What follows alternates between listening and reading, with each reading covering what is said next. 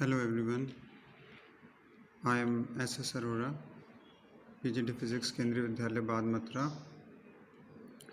I am going to explain the chapter number 9, class 11th, Mechanical Properties of Solids. In this chapter, the first video is explaining you about the elasticity, general idea.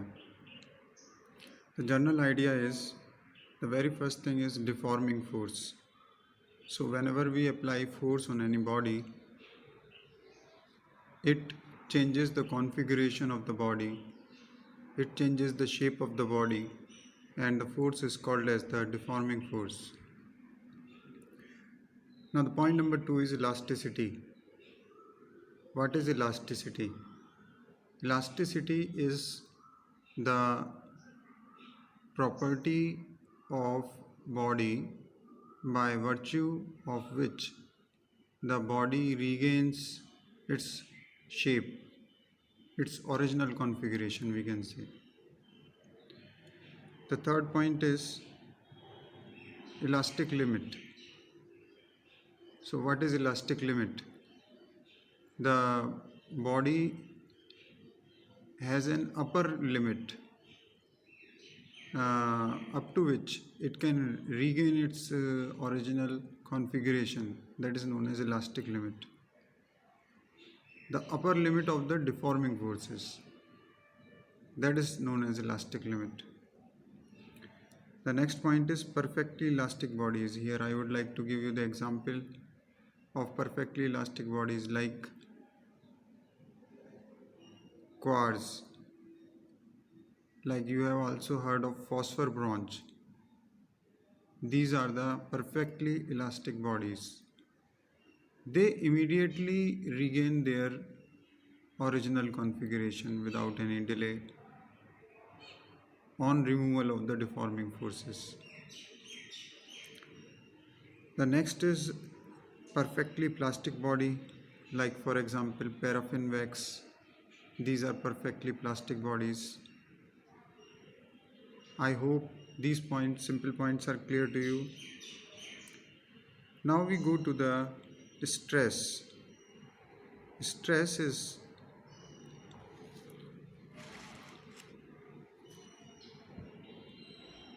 the internal restoring force per unit area developed in the object. It is the internal restoring force developed per unit area. I hope you have to get an idea of restoring force. Then stress is restoring force, internal restoring force developed per unit area, and it is of two types. The first is normal stress. Normal means when the stress acts on the body, on the object perpendicularly, and it is again of two types. The first is tensile stress, means a stress when if the length of the body or object increases, then the normal stress is known as tensile stress. And if the second type is compression stress, opposite to it. Compression stress is that in which the length of the body decreases by normal stress. So normal stress is of two types, tensile stress and compression stress. And the second type of stress is tangential stress. Like you have your own very thick physics book. If you apply a force on the top of the book tangentially, then some angular displacement takes place, and that is the tangential stress. So with this idea of stress, you can do the questions of stress using the formula of stress. The next is strain. So what is strain? It is a very simple idea of strain.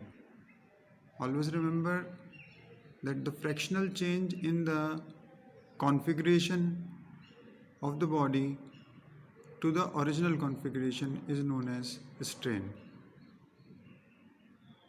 Sorry, I must say only the fractional change in the configuration is known as strain. So strain is change in the configuration per unit original configuration, that is strain. You can write this formula, and strain is of according to the type of the change. You can say the strain is of three kinds. The first is the longitudinal strain, that is the change in the length per unit original length.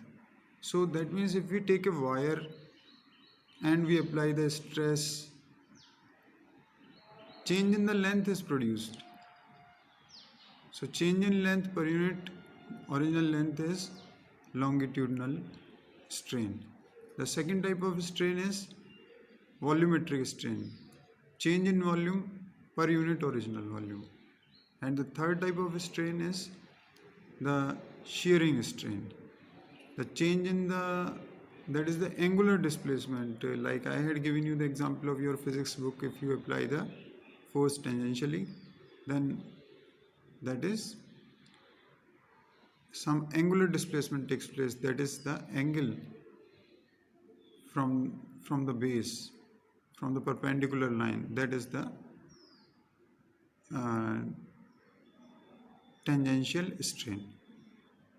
And finally, the last point in this video is Hooke's law.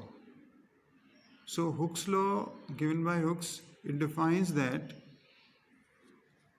within the elastic limit,